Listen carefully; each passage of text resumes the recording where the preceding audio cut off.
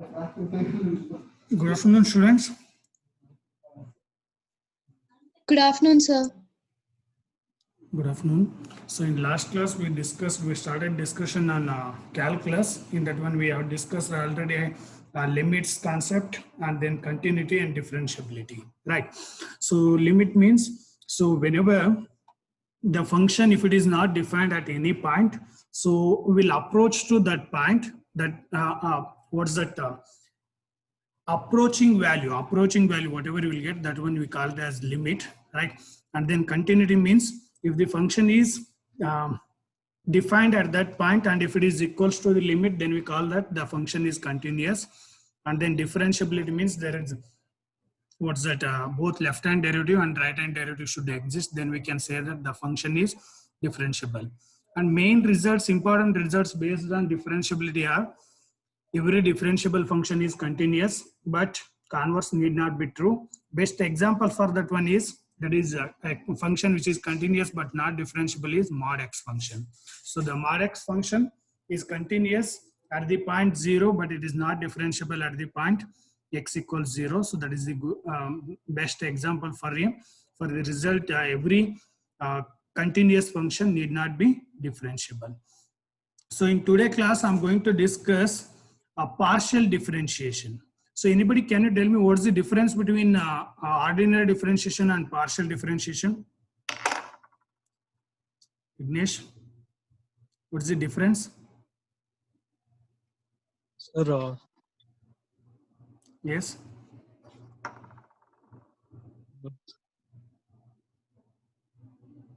So how you will decide whether to differentiate function ordinary or partial derivative?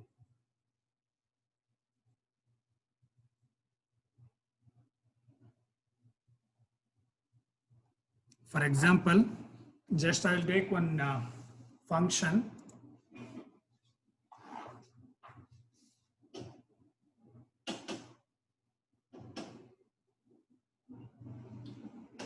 Some f of x equals x cube. So for this function, will you apply ordinary derivative or partial derivative? Am I audible?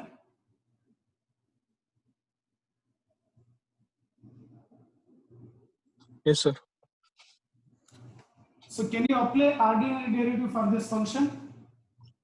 Partial, sir. Partial derivative we can apply. No, sir. So the function f of x, so just to indicate it by some y. So now we have to decide, either we have to find out dy by dx or dou y by dou x. So this is the symbol dy by dx symbol. So this is indicating ordinary derivative.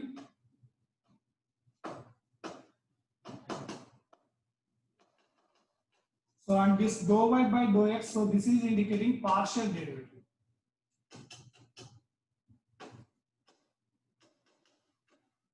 So you already studied both ordinary derivatives and partial derivatives in earlier classes.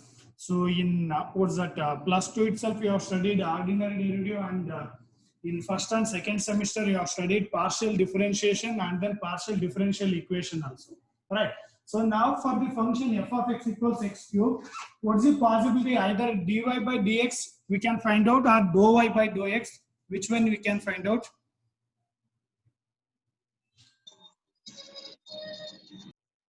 Yes.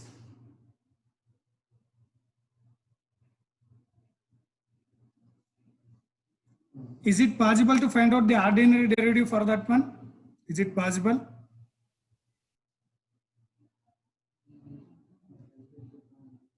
Nobody knows the difference between ordinary derivative and partial derivative.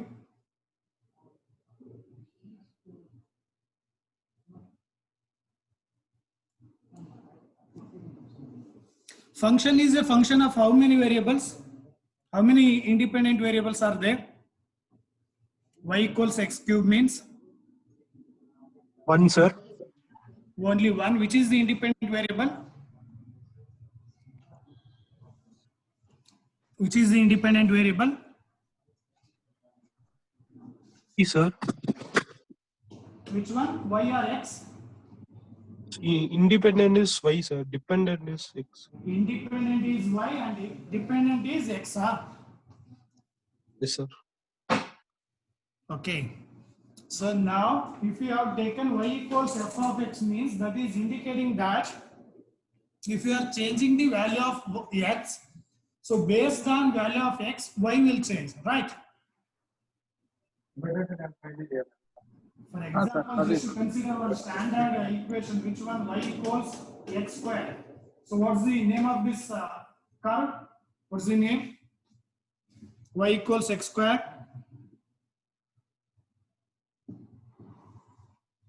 If you are not remember this one, just Y square equals 4AX. Have you seen this curve earlier? Y square equals 4AX.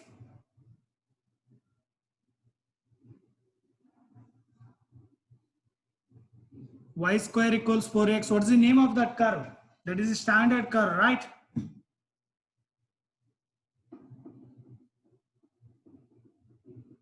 What's the equation of the parabola? Anybody? What is the equation of the parabola?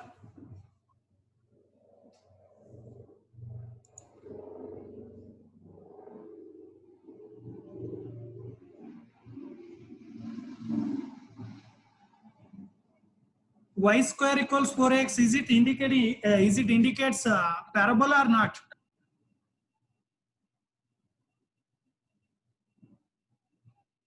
Vignesh.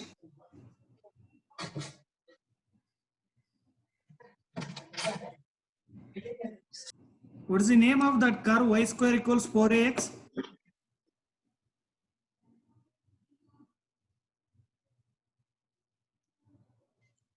It's standard form of parabola.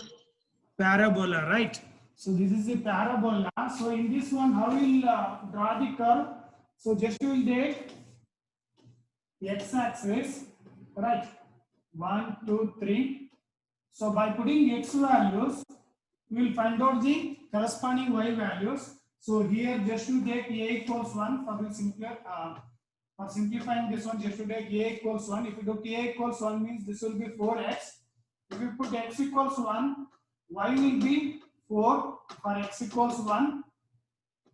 For x equals 2, y will be equals to 8. For x equals 3, y will be equals to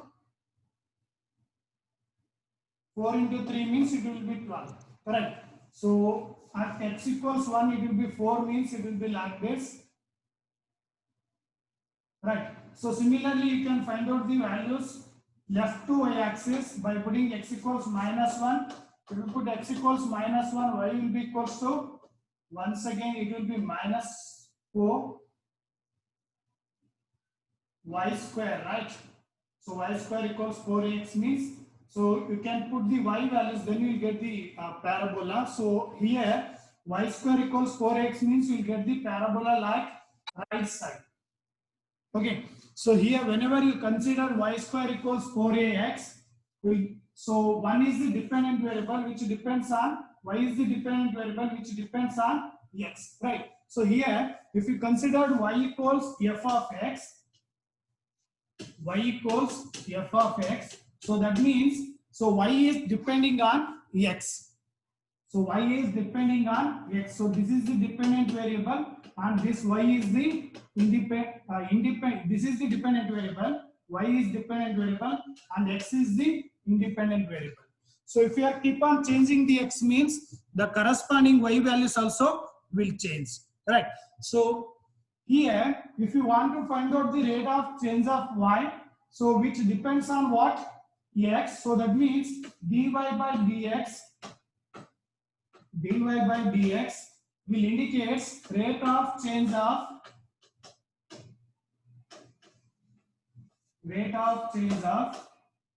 y with respect to x. So whenever you consider dy by dx, so this one, whatever numerator variable will be there, so this will be dependent variable and denominator variable will be independent variable. Is it clear now? Is it clear which is the dependent and which is the independent? Yes, sir. So now, so just I'll consider one more equation. Some z equals f of xy. So in this one, which is the dependent variable? Z equals f of xy. Which is the dependent variable? Dependent is it. So Yes. Z is dependent, sir. Z is dependent variable X and Y is independent. and x and y are Independent.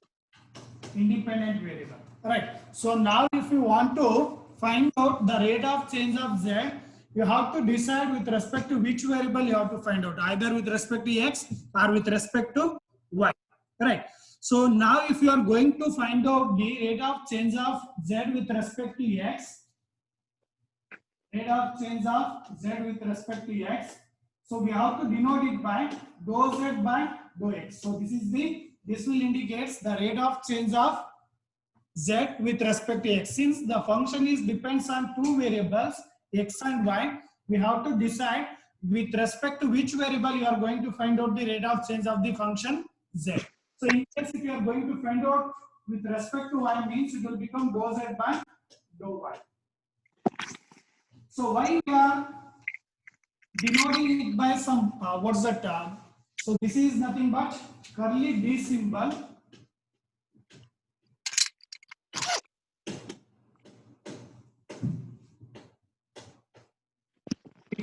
Dou z by dou x. So whenever the function is depends on more than one variable, in that case you have to apply the partial differentiation. So this is nothing but what? Partial differentiation.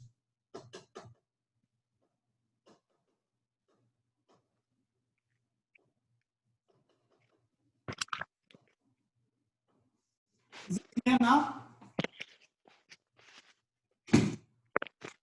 Is it clear? Yes, sir. If the function is depends on one variable, then you have to find out the ordinary derivative. In case if the function, any variable, if it depends on more than one variable, then you have to apply the partial differentiation. The rule for finding the partial differentiation is, whenever you are going to find out the partial derivative of z with respect to x, you have to treat another variable y as constant.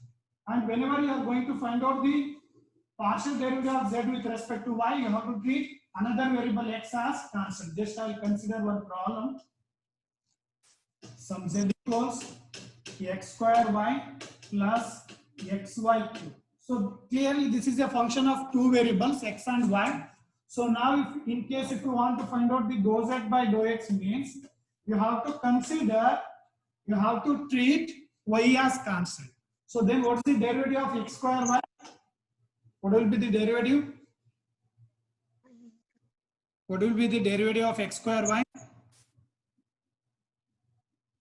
XY. Not able to see. Yes, tell loudly.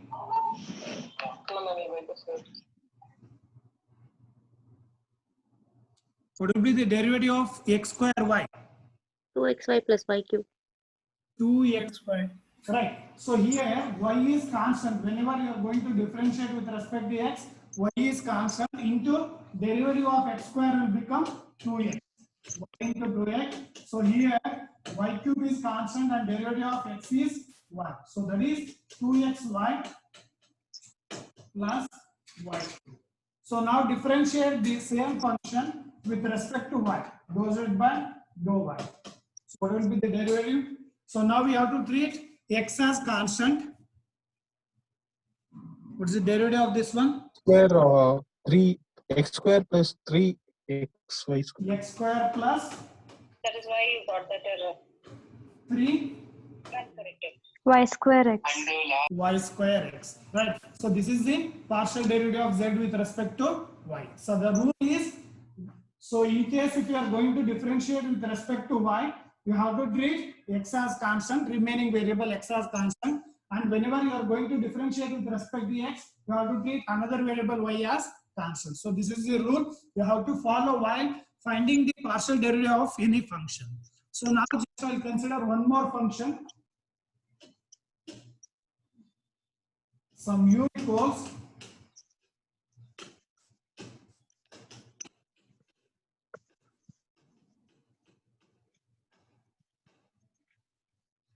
how many dependent variables in this function?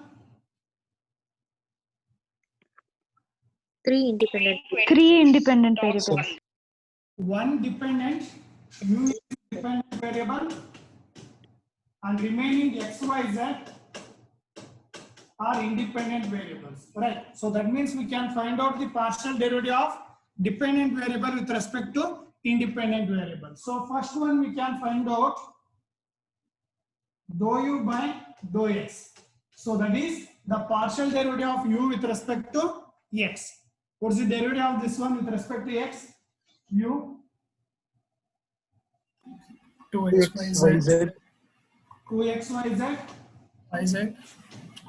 yz cube. plus yz plus yz cube, right? So find out dou u by dou y.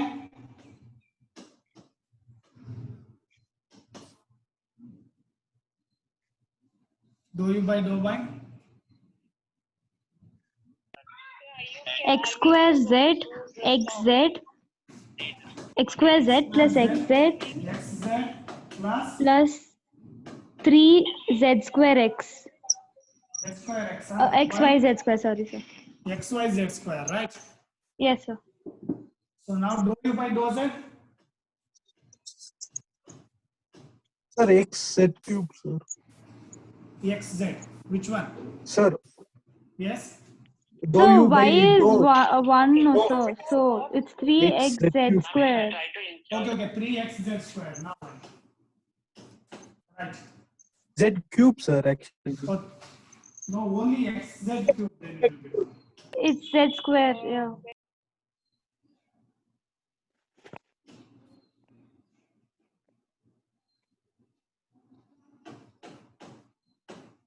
Right. Now dou u by Yes, sir. dou z. X square y plus xy plus 3z square xy. X square y plus xy plus 3 xy z square. So like this we can find out the partial derivatives. So these are whatever we discussed till now. So these are the first order partial derivatives, right? So now in case if you want to find out the second order derivative, Dou u square by dou x. yeah, Dou y. just I consider u is a function of x, y. So then you can find out first order partial derivatives as there will be only two partial derivatives, either with respect to x or with respect to y. So now, in case if you want to find out the second order partial derivatives means you have to differentiate these two derivatives, first order derivatives with respect to x or y, right? So in case if you are differentiating this one, again with respect to x means what you will get? Dou square u by Dou x square.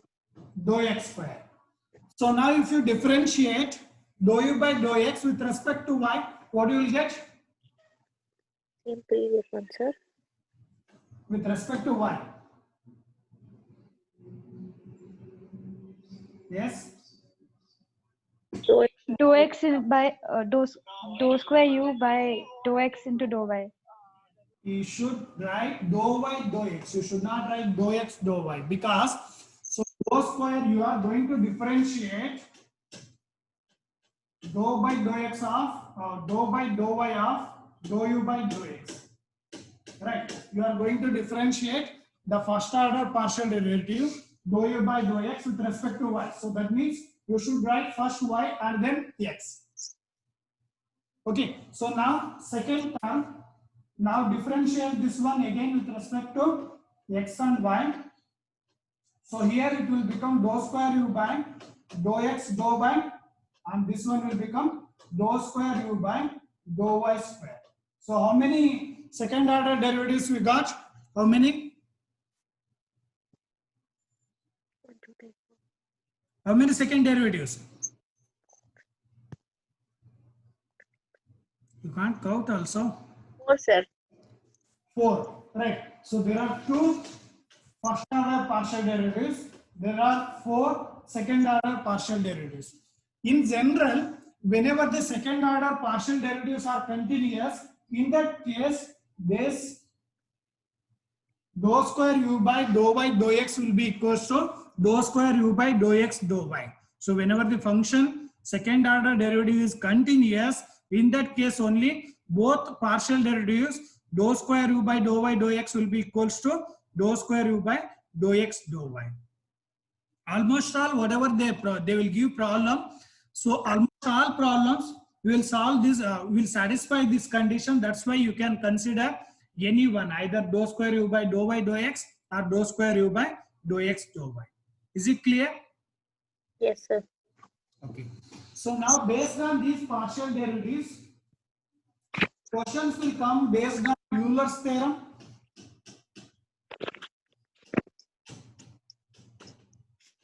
Euler's theorem, or finding the total derivatives. Finding the total derivatives, or finding the Jacobian, are based on application part, that is finding maxima and minima.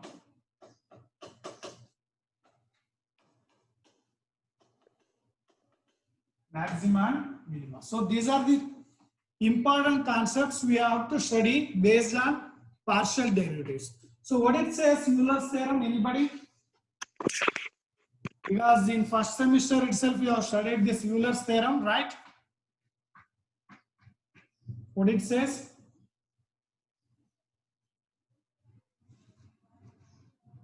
If U is a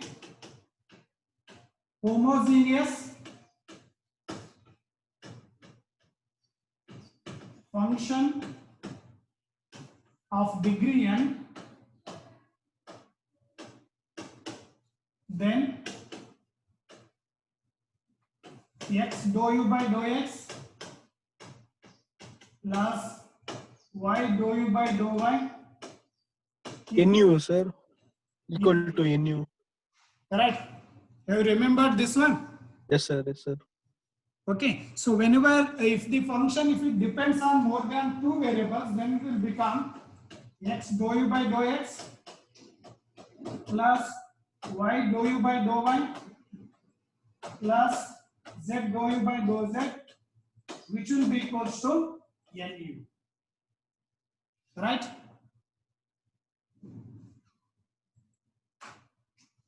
So one more result based on this Euler's theorem. If u is not a homogeneous function, if u is not a homogeneous function,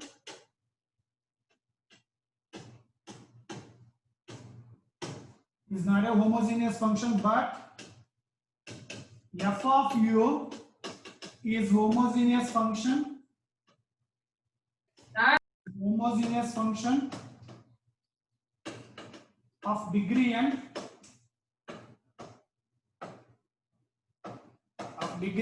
then x dou u by dou x plus y dou u by dou y, which is equals to n into f of u by f dash of u. So this is the extension of Euler's theorem.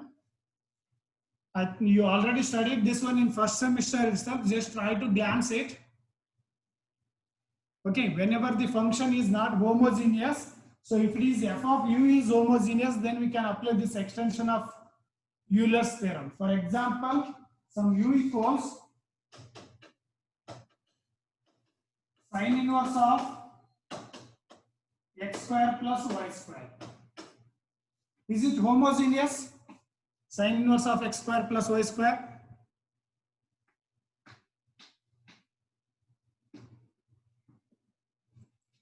Is it homogeneous?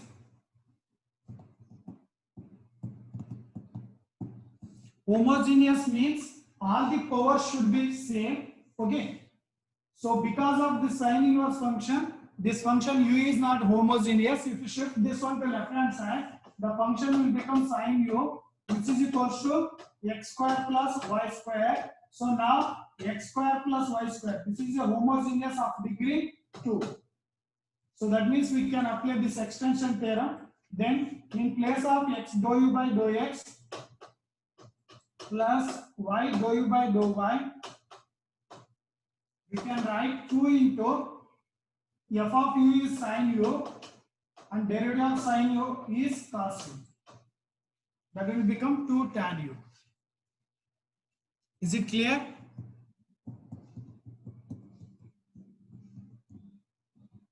So this is the statement of the theorem, extension of Euler's theorem. Based on that, in case if you want to find out the value of x dou u by dou x and y dou u by dou y, without finding the partial derivatives or without following the actual method, you can write the final answer, pick the final answer directly by applying the Euler's theorem or extension of Euler's theorem.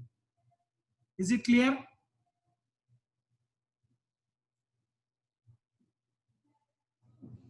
Yes, sir. Okay. So next, total derivative.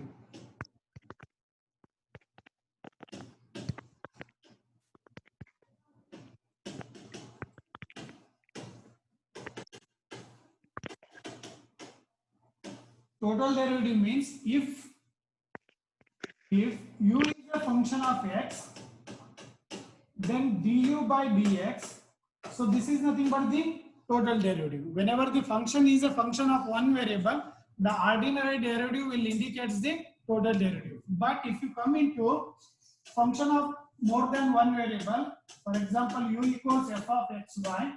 So in this case, either you can find out with respect to x or with respect to y.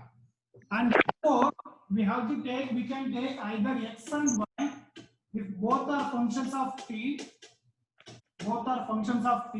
then we can find out du by dt as dou u by dou x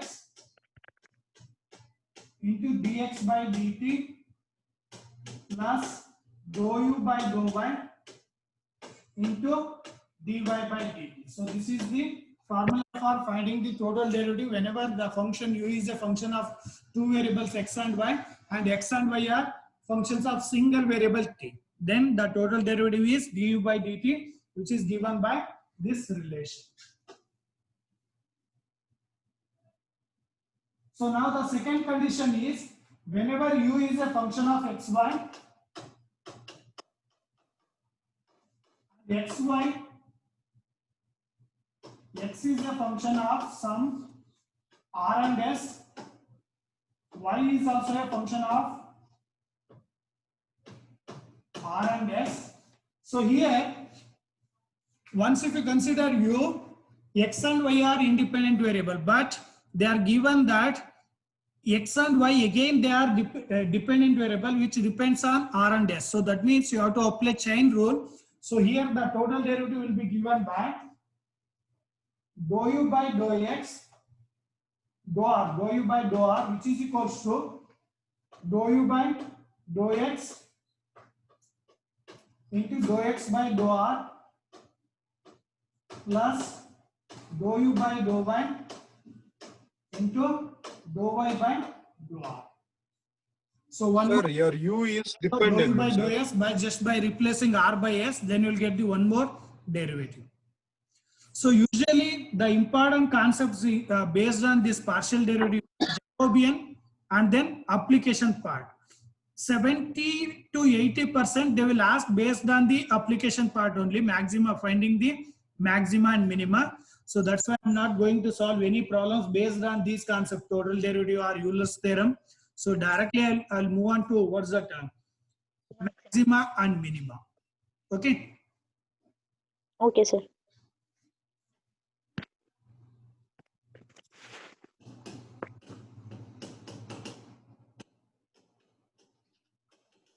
Maximum and minimum of a function are extreme values of a function.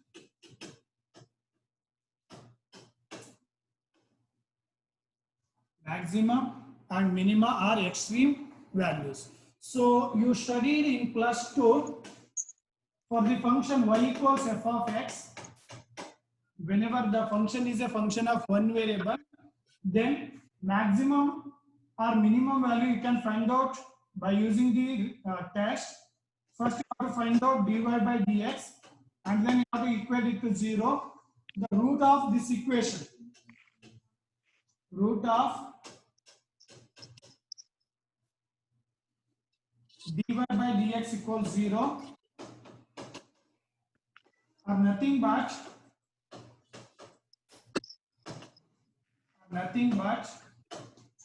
critical points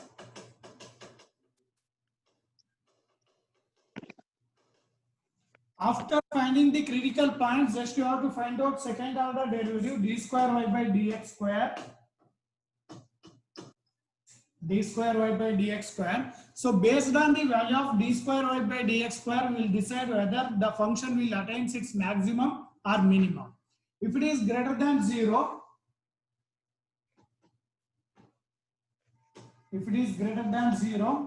then the function will attain its minimum. If it is less than 0, then the function will attain its maximum. If it is equals to 0, then you have to go through the first derivative test.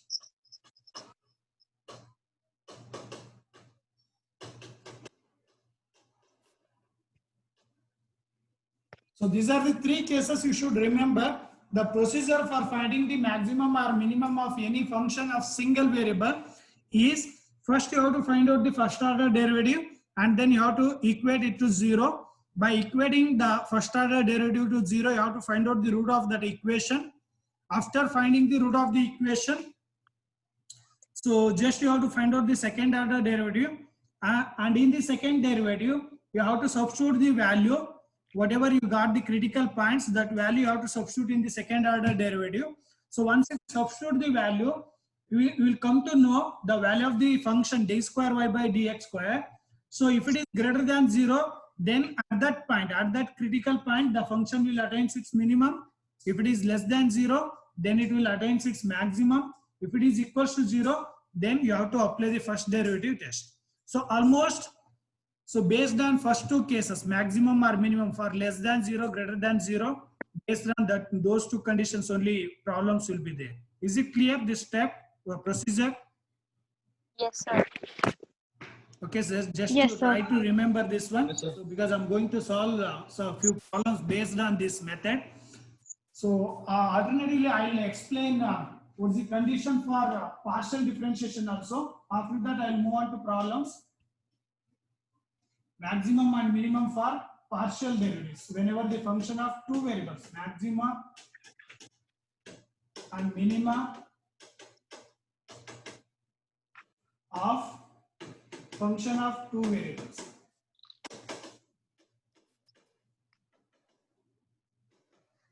Function of two variables. So in this one, so just I'll consider some u is a function of x, y. So in this case, we can find out dou u by dou x and dou u by dou y. So here also you have to equate these two equations to 0, and you have to find out x and y value. Find x and y by using the equation dou u by dou x equals 0 and dou u by dou y equals 0. After that, you have to find out the second order derivative, dou square u by dou x square, dou square u by dou x dou y, dou square u by dou y square. So just I will take this one as A, and second one as B, and third one as C. So after finding the ABC values, just you have to find out AC minus B square. If it is greater than 0, then you have to go through the two cases.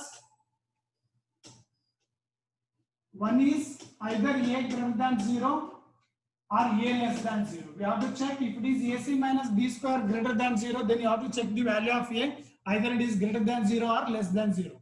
If it is A greater than 0, then function attains its minimum. If A less than 0, then the function attains its maximum. So now AC minus B square is less than 0, then the point will become saddle point. AC minus B square, if it is equal to 0, then it requires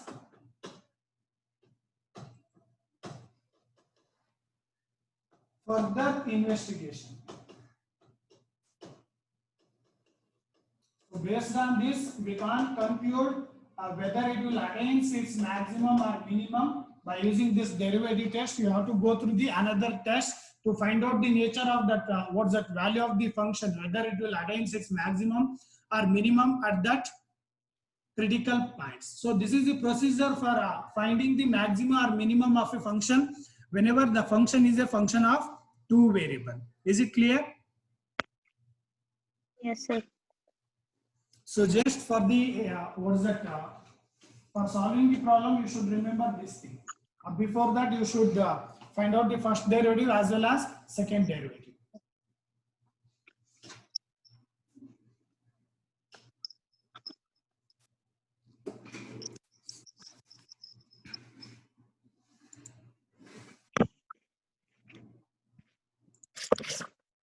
A minute, I will open the PDF.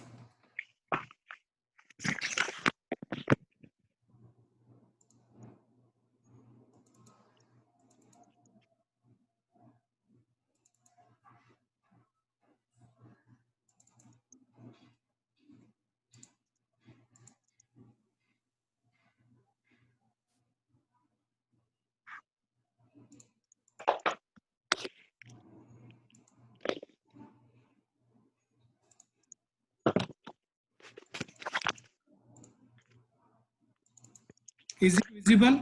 Image?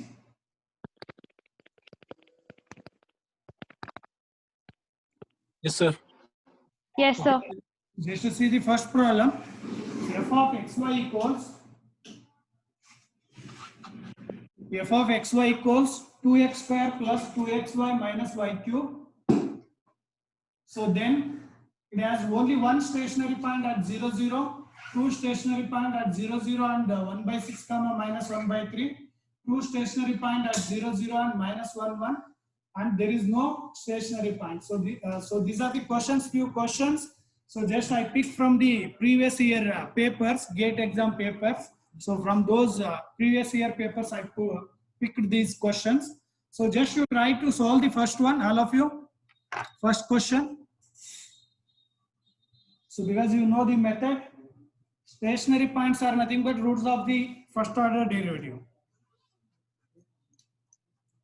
So by seeing the options, you will come to know 0, 0, anyway it will be one of the stationary point. Only you have to check either it will be having two stationary point or only one point. If it is having two stationary point, then you have to find out the second stationary point also.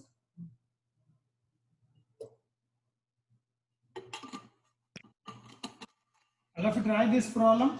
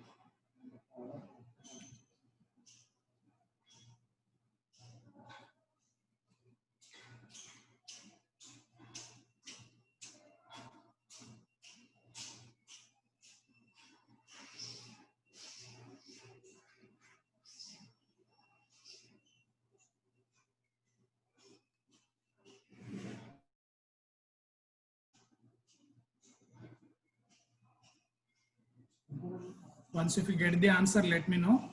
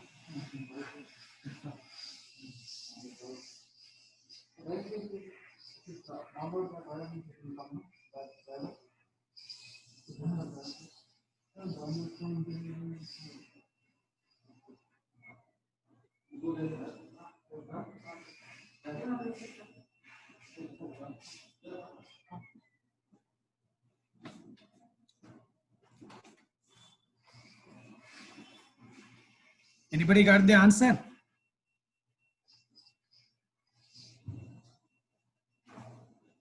Just to note down the function 2x square plus 2xy minus y cube.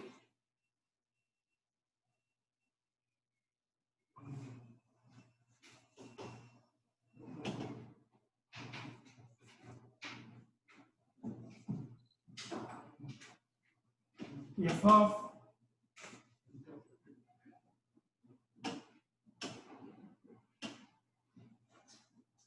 1 minute.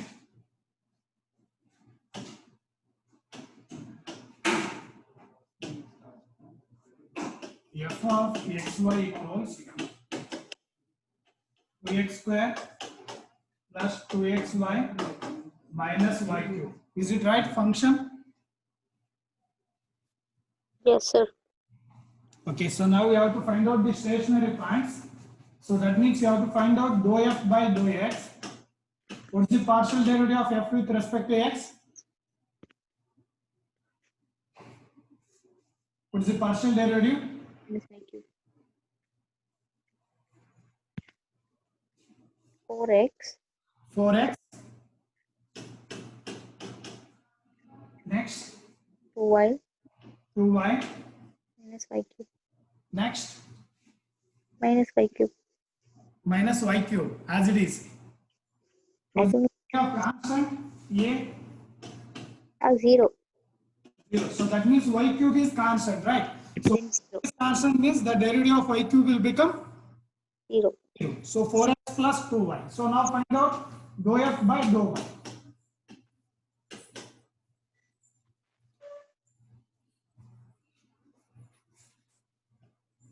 First term, the derivative of first term,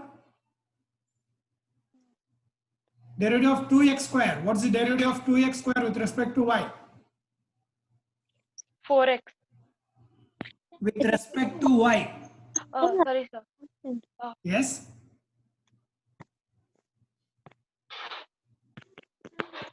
What's the value with respect to y? Derivative of 2x square with respect to y.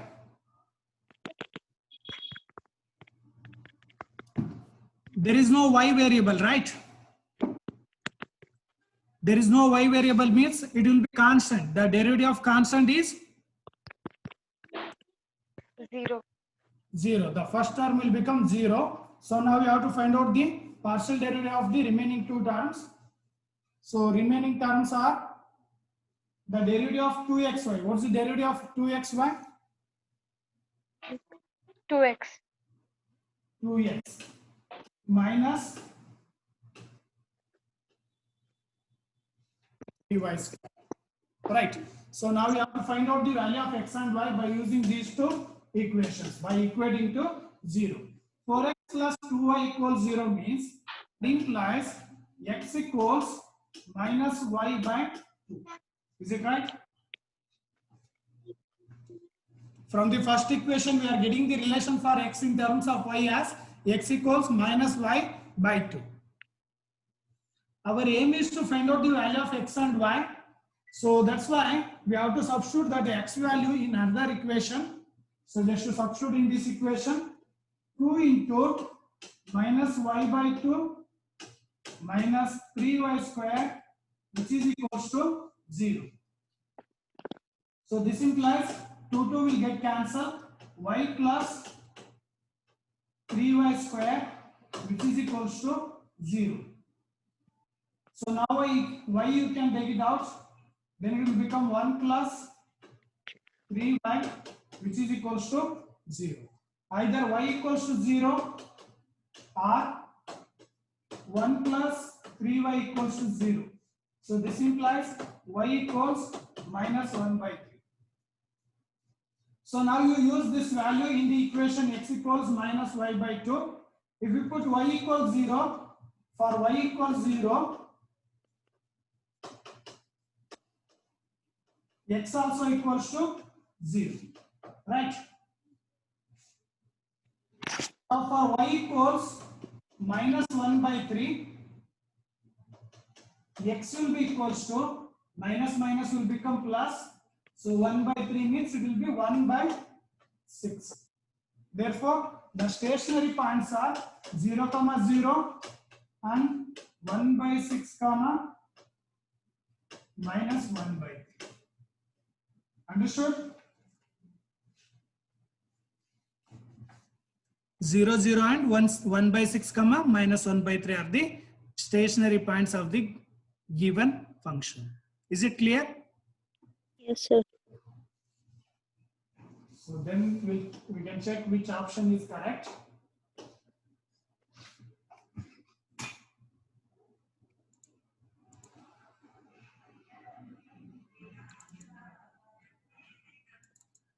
Which is the right option? B. B is the right option. So now the same procedure you apply for the second problem, the maximum value of this one. So but you have to find out the maximum value, right? So this one is asked in was asked in which one?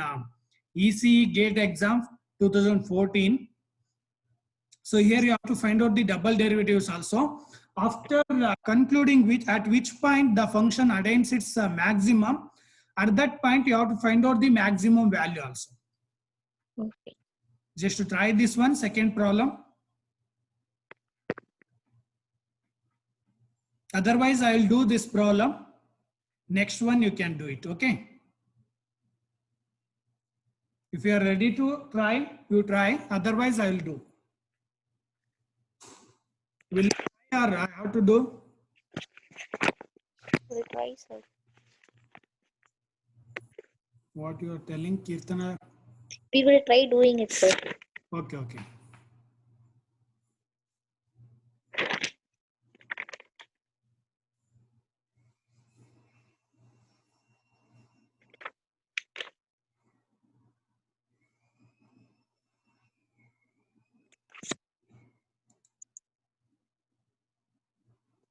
All of you note down the function 2x cube minus 9x square plus 12x minus 3.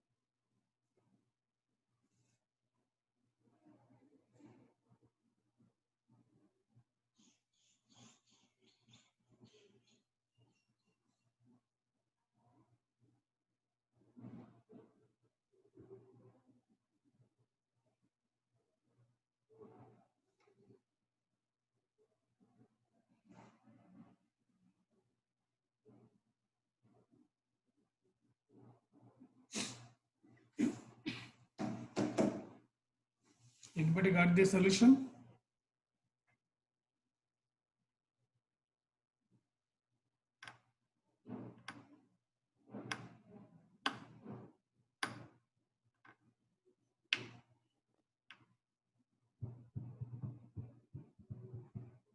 Sir, you solved, sir. We will see. Okay. So just to help me to note down the function.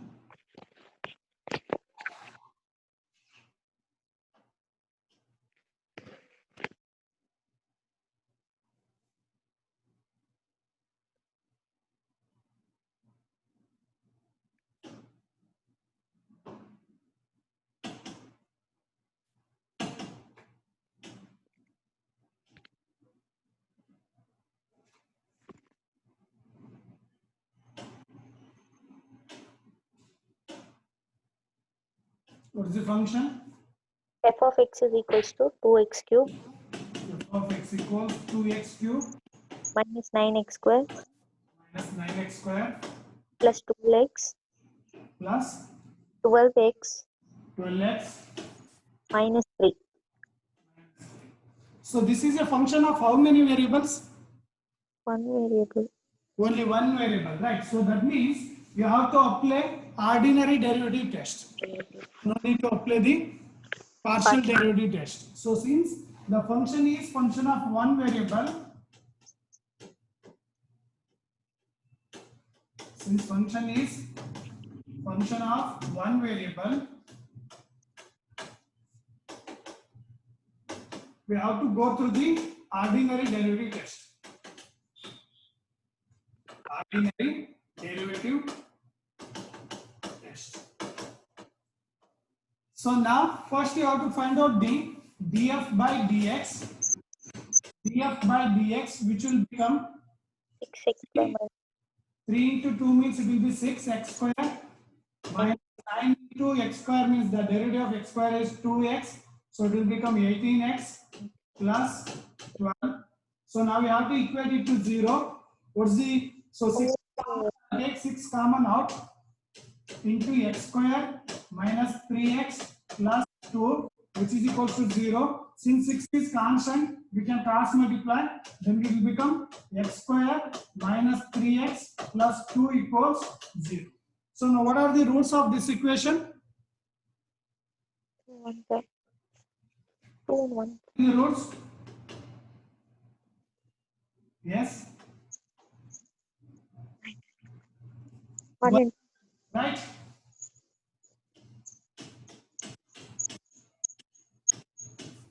So now we have to find out the d square f by dx square. D square f by dx square. The derivative of df with respect to x means it will become 12x minus 18. minus 18. So now put x equals 1 and x equals to d square f by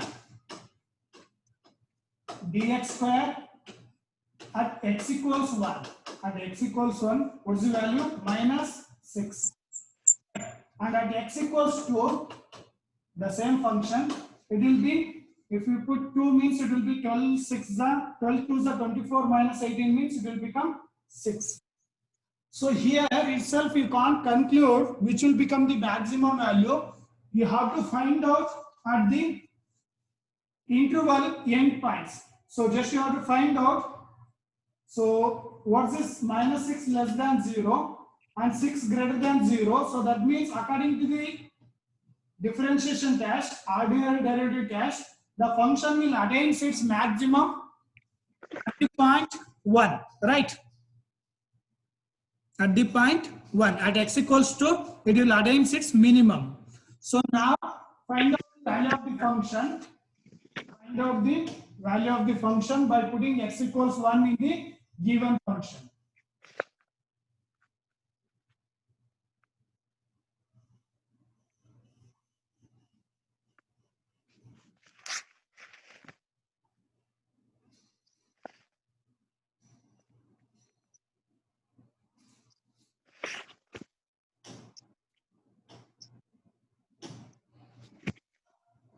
If you put x equals 1, f of 1 will become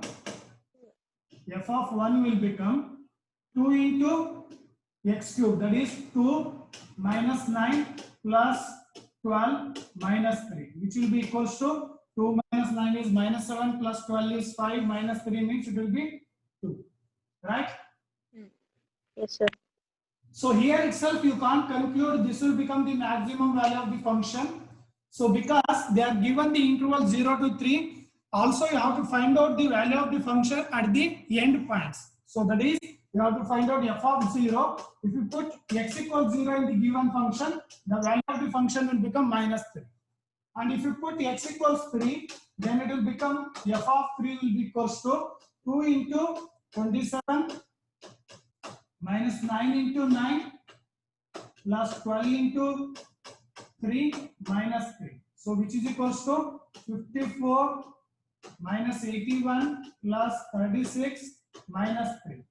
So 54, 36 means how much it will become? 6, sir, total. 90 minus 84, right? Which is equals to 6. So now which is the maximum value? So f of 1 equals 2, we got it, right? So this is the 2. So and f of 3 is 6. So out of these three values, 2 minus 3 and 6. Out of these three values, 6 is the maximum. So that means the function, maximum value of the function in the interval 0 to 3 is 6. Is it clear? Is it clear? Yes, sir. Since why we have to find out the value of the function even at the end points also means the what's that derivative test will not applicable for the end points. So that's why even if it is attaining its maximum at the end points, it will not applicable. So we'll not get that point as stationary point. What's that critical point? So that's why you have to find out the value of the function even at the end points also. Okay, sir.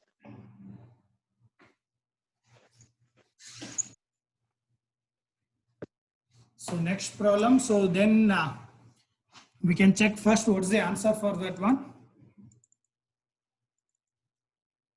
So 6 means first is the A is the right option, right? So they may confuse. So if you checked what's that, if you found the value at the 1 means you'll get 2. If you select this option C as 2 means you will get the what's that? So your answer will be wrong. Okay, so you have to find out even you have to find out after finding the maximum value by finding the stationary points. Also, you have to find out the value of the function even at the end points also. Okay. So now will you try this again? Which one? Third one? Will you try? Yes, sir. Okay.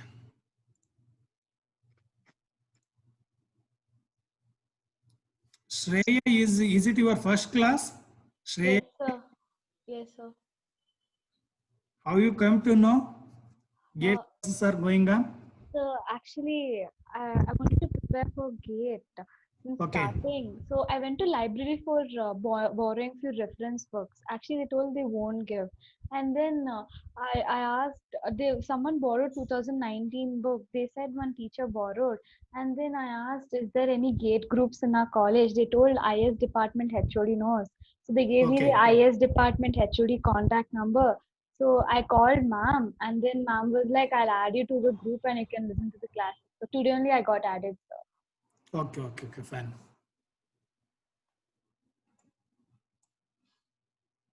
Actually, whatever books are there, they kept in library. That books will be only for reference. You- Yes, sir. Yes, sir. Yeah, they But will but not. they gave because it's during lockdown they gave, sir. They actually gave. Except 2020, they gave the other books, sir. Okay.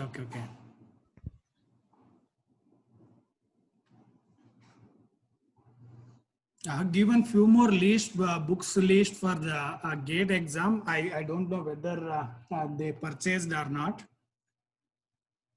So you have to collect so in case if you want to prepare for GATE means you have to collect at least some previous 10 years papers. Then only you will come to know how they will ask the questions and what and all concepts are important. Yes, sir. I collected, sir. I have. Yeah. Yes. Okay. You should try the third one, all of you.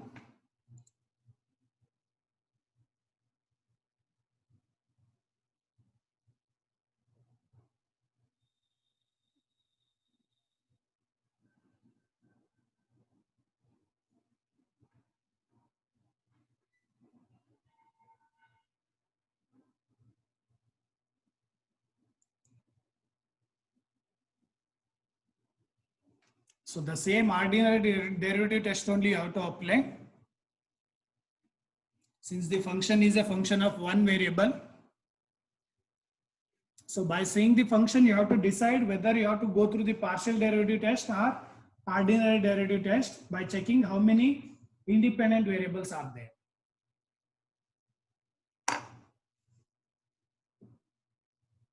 If only one independent variable, then you have to go through the ordinary derivative test. In case if they are having more than one independent variable, then you can go through the partial derivative test. In case if it is more than 2, means you don't know any test to find out the maxima or minima. You know methods only for up to function of 2 variables. After that, we don't know exact method. So what's the derivative test methods? We don't know. So other methods we can, by using other methods, you can find out just by plotting the graph like that.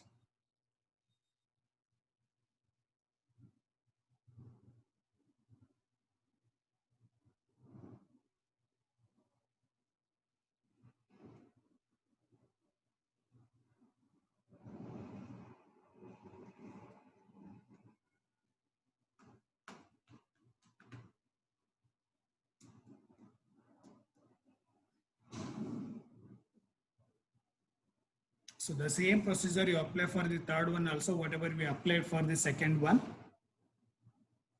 So here the interval endpoints are 0 and infinity.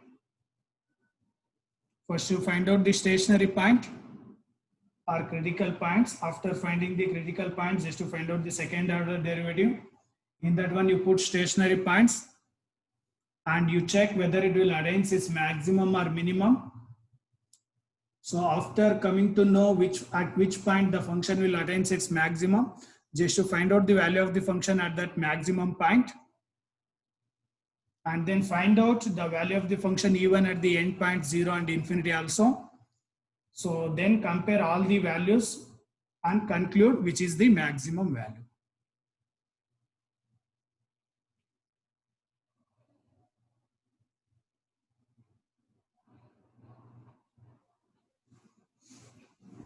Excuse me, sir. Yes. Sir, they said that there's a YouTube channel where they upload all the videos. PR department, they are going to upload. I don't know. For actually first class link they sent to me. After that, they didn't send me. I'll ask, I'll inquire and tell you, okay? Okay, sir. Thank you, sir.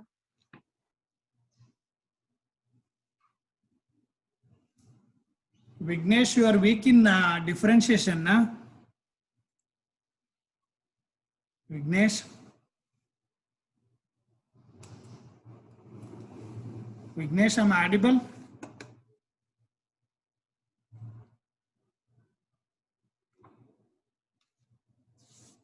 So just to tell me your numbers for attendance from civil, from EC, anybody? Sucharita, sir. Sucharita Y, right? Yes, sir. Last week absent, huh? Yes, sir. Anybody else? Varun, sir. Varun. So how many classes, man? This is the 4th class. Yes, sir. Sure. Take long break. Yes, sir.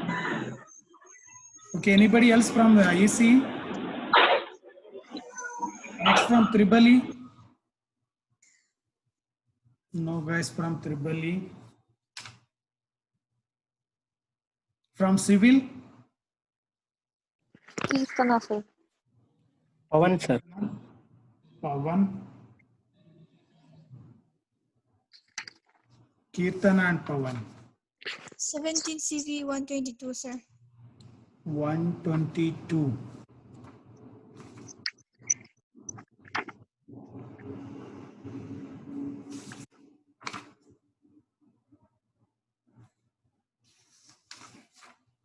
Next from mechanical.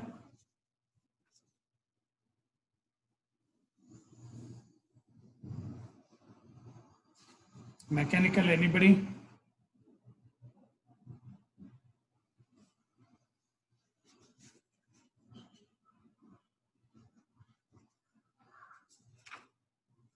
Anybody from CS? Sir Shreya. Shreya, I think for you not needed this one. Attendance anyway, I'll write, okay? 1 NH, 19 CS. 167, sir. You are in third semester now. Yes, sir. Earlier you were in which section? C section, sir. D section, sir. D, okay.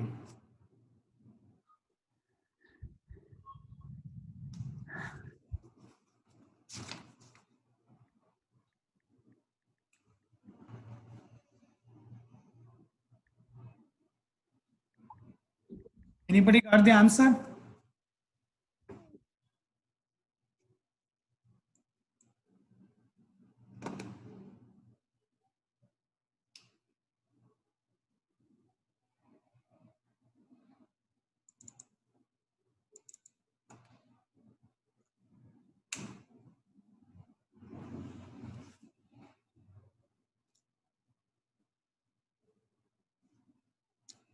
Nobody is getting answer.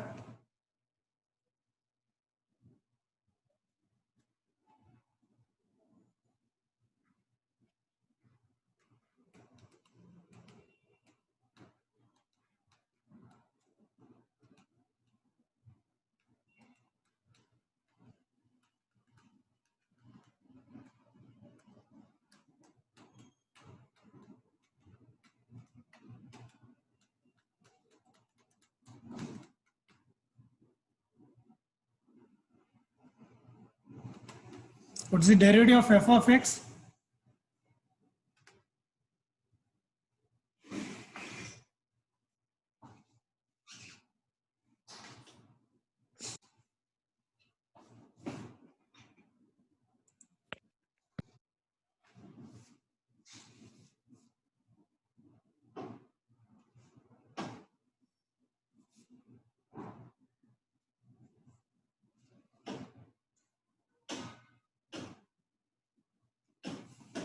F of x equals x e raised to minus x, right?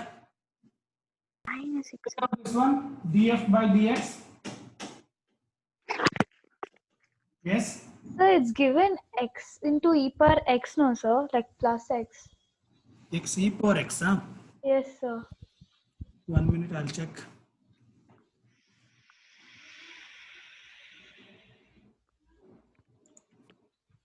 No, x e raised to minus x it is. Okay, sir. I copied it wrong. Sorry, sir. Okay. Minus x. Oh my god, everything is wrong. X e raised to minus x, then you have to take the UV rule. X into, what's the derivative of e raised to minus x?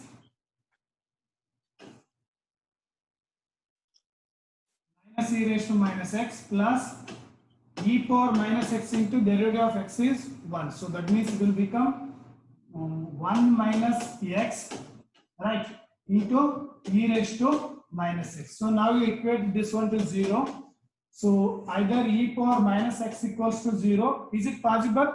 E power minus x, is it will be 0? At which point the exponential function will become 0? Minus 1. Minus 1 now. Wait, that is infinity. Definitely this will be non-zero. Only possibility is 1 minus x will be equals to 0. The function, exponential function, will be 0 at the point infinity, right? E power minus infinity will be 0. Okay, at the minus infinity it will be 0. So that means, so no need to consider infinite point. So just you can consider 1 minus x equals 0. That implies x equals 1. So this is the required critical point. So now find out the d square f by dx square.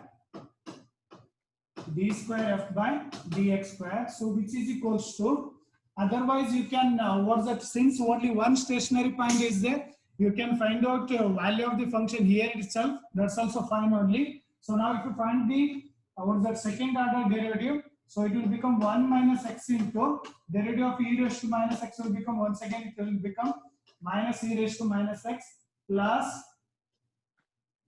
e raised to minus x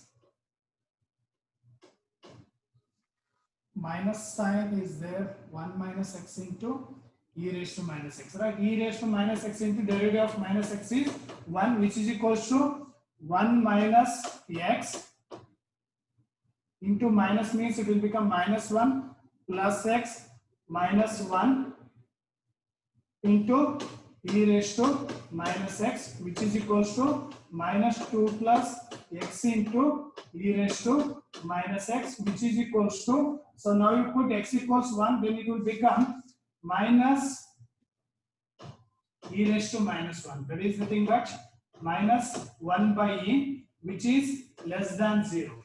So less than 0 means the function will attain its maximum. So now find out f of 1. F of 1 equals 1 into e raised to minus 1. So that is nothing but 1 by e. So now find out at the point, at the end points, f of 0 equals to 0, f of infinity. F of infinity means e power minus infinity. E power minus infinity means this also will be 0. The maximum value will become 1 by e is the maximum value. Is it clear?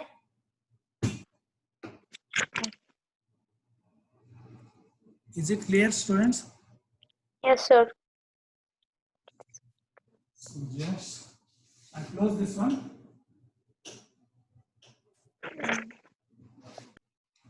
So we can check which is the right option.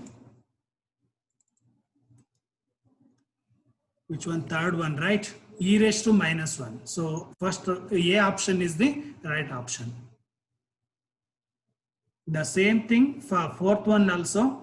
The minimum value of the function f of x equals x cube minus 3x square minus 24x plus 100. In the interval, closed interval minus 3 comma 3 is, you have to find out the minimum value. The same procedure you have to apply. So just to try this problem. So then I'll, last one is directly you can answer. I'll explain that one, how to select the right option for the last one. This one you try, at least you should get right option for this one.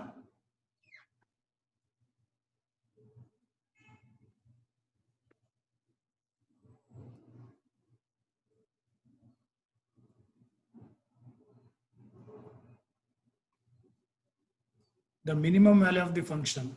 It is a polynomial in one variable. So one variable means, once again you have to go through the ordinary derivative test only.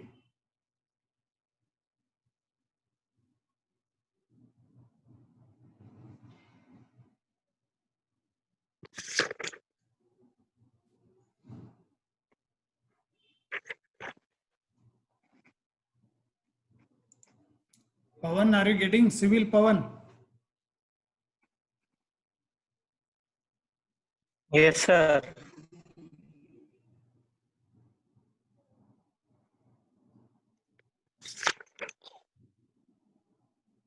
Actually, civil and mechanical are based on mathematics. Mathematics part, they will ask some little bit easy questions compared to EC and Triple E.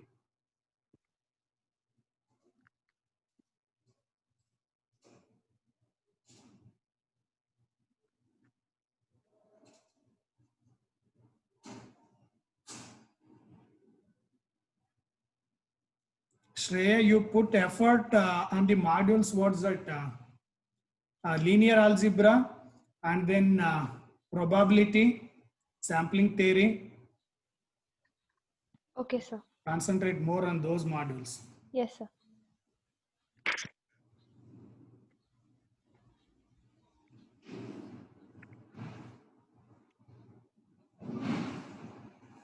I think for you, CS, there will be no integral calculus.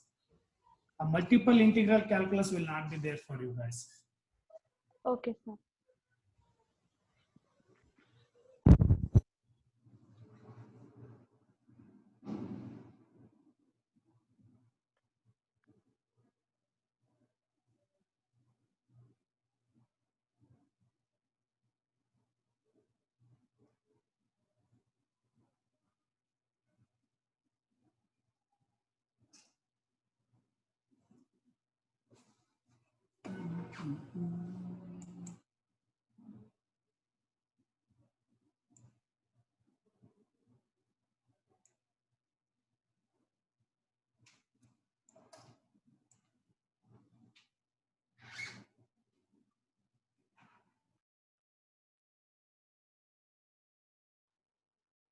Find out the critical point.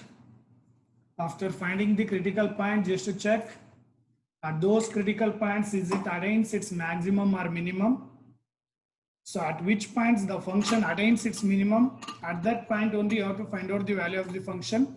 And at the, in case if you are getting some one critical point where the function attains its maximum, means no need to find out the value of that function at that point, because we are going to find out minimum value.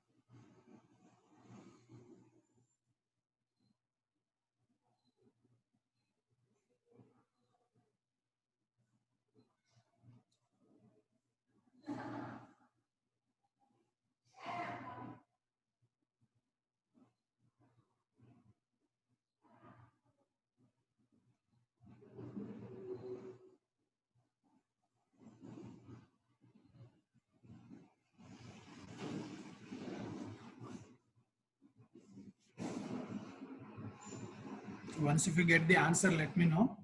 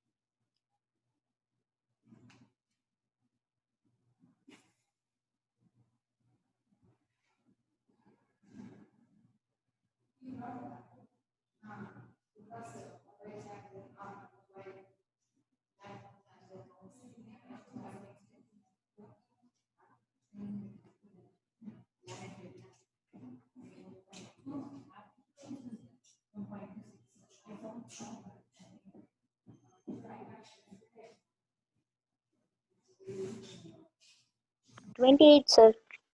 28. B B option. is the option. Yes, sir. 28. Yeah, correct. Others?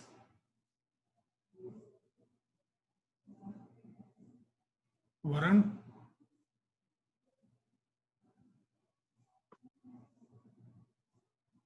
Sucharita?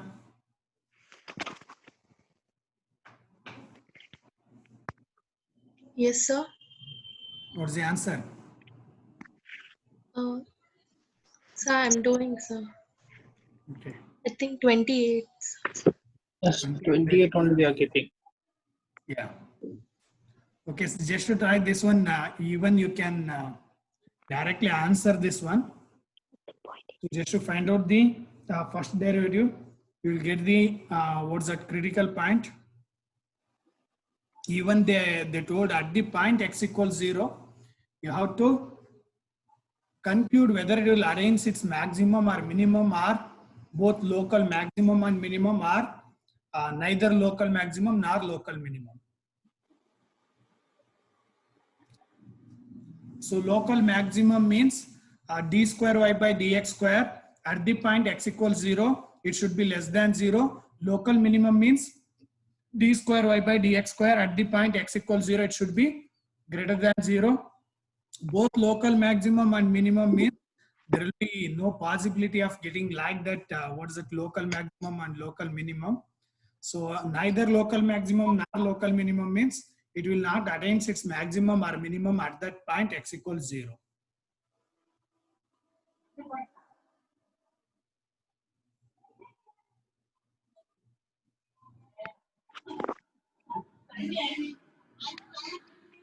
So those who completed fourth one, just to try the fifth one, find out. Sir, it will be both local maximum and minimum, no, sir?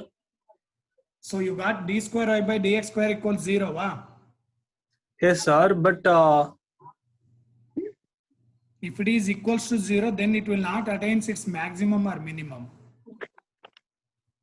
Okay, yes, sir. so then D will be the right option. Neither local maximum nor not.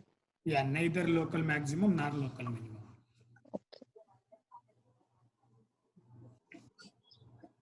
Is it clear? Last question. Yes, sir. Next question, sir. I'll move on to next concept, integral calculus.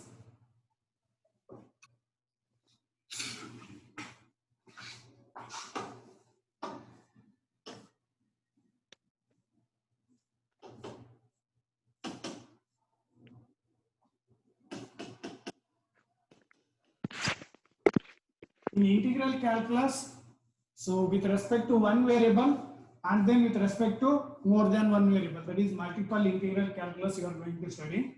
So for the any question based on integral calculus, you should thorough with the first point is you should thorough with the integration formulas. Even if you are not able to remember all the formulas, you should remember some standard formulas for solving the any integral. Okay, so next one is properties of definite integrals. So these are very important, properties of definite integrals. So almost all questions will be based on these properties of definite integrals. After that, they may ask application part, finding the area. So that will be easy only in case if you know how to solve the evaluate the integration. Integral means so you can find out the area easily. So first thing is integration formula, try to remember.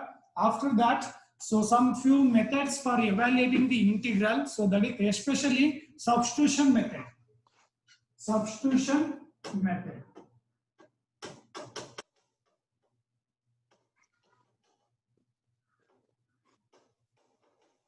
For example, integration of sin x we know, right? What's the integration of sin x? What's the integration of sin x? Cos x, right? Minus cos x. Minus cos x, exactly. Minus cos x plus c. So now in case if you are having function sin of x square into x dx, what will be the integration of this one? Integration of sin of x square into x dx.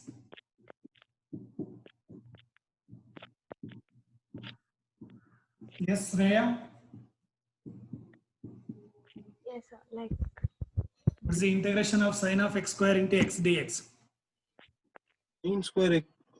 Sin x Sin? square can be written as 1 minus cos square. 1 minus sin square is there means you can write 1 minus cos square x. Here sin x square is there, right? That's see, it is equal to a variable we'll take, sir, like a constant or something. Which one you will take? Sin x square is equals to t. Sin x square itself you will take t. Okay, sin x square will take t. After that, what you will do? No, so we should take No, sir, 1 minus only cos x square. cos x square, we should take it as t. No, x square we should take as t, sir. Yeah, x square you should take t, right? Take as t. Sir. Okay, So so yeah, just to see here, there is no function sin square x. In case if it is, Yes, sir, I got it. then you can take like that. Okay. Yes, So sir. even sin square x is also there. You should not take 1 minus cos square x, because if you took 1 minus cos square x means once again you will not get the value of cos square x, right? So instead of taking 1 minus cos square x, you can take whenever sin square x is there, you can take 1 minus cos 2x by 2. Then you know the what's the formula of cos 2x as well as integration of constant also you can solve it, right? So in this problem, you have to take x square as t, substitution x square equals t. If you took x square equals t, you have to X is equal to dt by 2. 2x dx equals t, dt, right? Yes, sir. So So now in place of x dx, we can write x dx dt by 2. by 2. So now you substitute this one. So it will become sin t into dt by dt by 2. Now 1 by 2 is constant, we can take it out. 1 by 2 into integration of sin t is Minus cos t. so which will become 1 by 2 into, now resubstitute the value of t, it will become minus cos x square. So this is the required integral. So this method is nothing but substitution method. Almost any integral, if they ask, if they are going to ask for some what's that competitive exams means, almost they will be based on substitution method, one thing. And one more thing is, so based on properties of definite integral, right? So what's the definite integral? So I'm not going through the formulas, just to collect the formula list and try to remember some few important one. What's the integration of sin x and polynomial, and integration of inverse trigonometric, and some few important one you just to try to remember. Okay. So now I'll move on to definite integral. So what's the definite integral? The limit 0 to. 1 minute, Vignesh. Yes, tell me. Sir, a limit given to the integral, sir. Limit. Given to the integrals like 0 to infinity, like that, sir. Okay, first I'll write integral. Integral can be divided into two parts.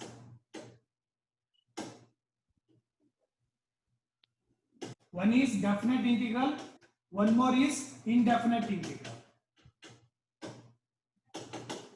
So indefinite integral means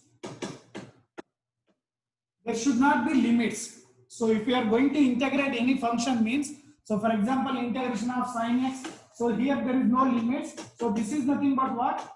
Indefinite integral. Whenever the indefinite integral is there, so for the answer you will add integration constant. For this one, minus cos x plus c, right? So we used to add integrating constant whenever we are going to integrate the indefinite integral. Definite integral means if you are going to integrate the integrand in between the some limits or in some region, then Limit. integral as definite integral. So for example, a to b, integration a to b f of x dx, right? So in between the limits, if you are going to integrate means, then we call that one as definite integral. So further, these definite integrals are classified into, one is proper definite integral,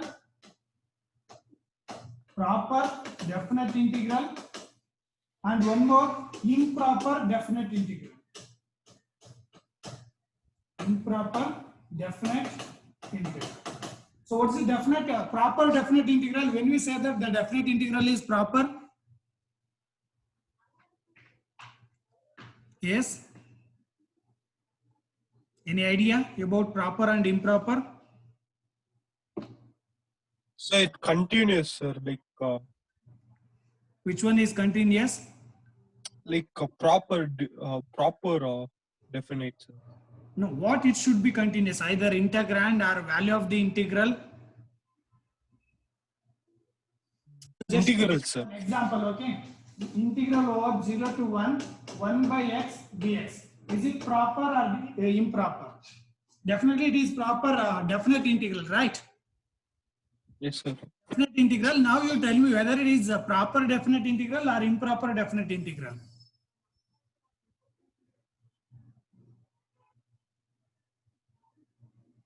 Proper, I think so, sir. Yes. Proper definite integrals. Okay, what is the integration of 1 by x square? 1 by x? Log, sir. Yes, minus 1 minus x square. Yes, sir. Yes, sir. Sorry. integration of 1 by x is minus 1 by x square, right? Not minus 1 by x square, it is log x, right? So it's log x plus Integration of 1 by x is what? log x. Log x.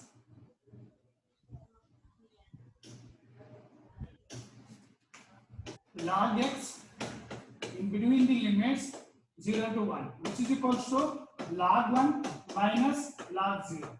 What's the value of log 1? 0. 0. What's the value of log 0? 1. Yes? 1. 1. Log 0 1 na? 1. Is it 1 log 0? Infinite, sir. Infinite. So that means it's not defined. It will be infinite, it's not defined. So that means whenever the limits, so either A or B, so A or B, if they are infinite, then it will become improper definite integral, or the value of the integral A to B f of x dx, if it is infinity, then also it will become improper definite integral. So in other cases, if the value of the integral, if it is finite, then it will be proper definite integral, or if the limits are finite, then also it will become proper definite integral. Is it clear? Yes, sir. Yes, sir. Okay. So now properties of definite integrals. Properties of definite integrals.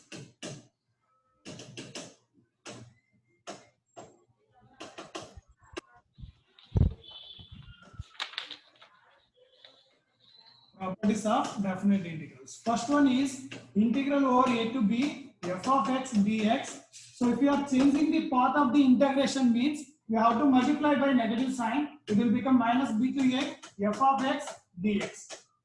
If you are changing the path of the integration, then you have to multiply the integral by negative sign. So next one, second one is integration from a to b f of x dx. So if you are changing, if you are splitting the path means we can write this one as a to c f of x dx plus c to b f of x dx. And one more thing you keep it in your mind, whenever you integrate the definite integral, then you should not write the integration constant. So just you have to write the value of that function integral. So this is the second property. Third property is very important one. Integration from minus a to a f of x dx. Anybody? Have you remembered this property? So usually problems will be based on this property only. Integral over minus. Yes, sir. It's 0. For odd, we'll have 0, and even we'll have 2 into integration of 0 to a f of x dx. When it will be 2 times 0 to f of a, 0 to a f of x? It will be when it's even condition. When it is even condition. Whenever it is odd, 0, sir. it will be 0. Right, exactly. It will be 0 when f of x is odd. It will be 2 times integral over 0 to a f of x dx when f of x is even. Right. So you should know how to check whether the function is even or odd. So just you have to check the value of what's the function, whether it is even or odd. Just you have to replace x by minus x. If it is equals to f of x, then it will be even function. So this is the condition for even. So if it is equals to f of minus x equals to minus f of x, then we call that the function is R function. Is it clear?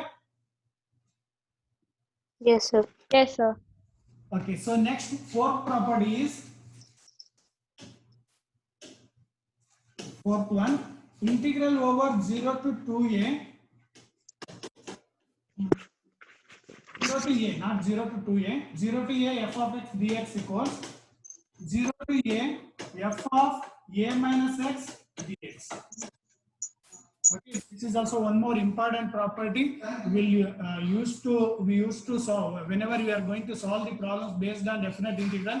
We used to apply this property also. Integral over 0 to a f of x dx is 0 to a f of a minus x dx. Is it clear? Yes, sir. Okay, so at least this much if you remember means you can solve the questions based on what's that integral calculus, and multiple integral calculus means with respect to what's that there are some rules for evaluating the double and triple integrals. So the rules you are already studied in first semester itself, so just to go through those rules. So almost all problems will be based on these definite integrals only. Almost all will be there. So in case if they ask for multiple integral means you should be, if you remembered what's that rules means, that will be enough for solving the multiple integrals like double and triple integrals. I think already 4:48. Okay, I'll stop at this stage and I'll continue in next week. Okay. Next week. Yes, sir. Okay, students. Thank you. Thank you, sir. Thank you all. Thank you, sir. sir.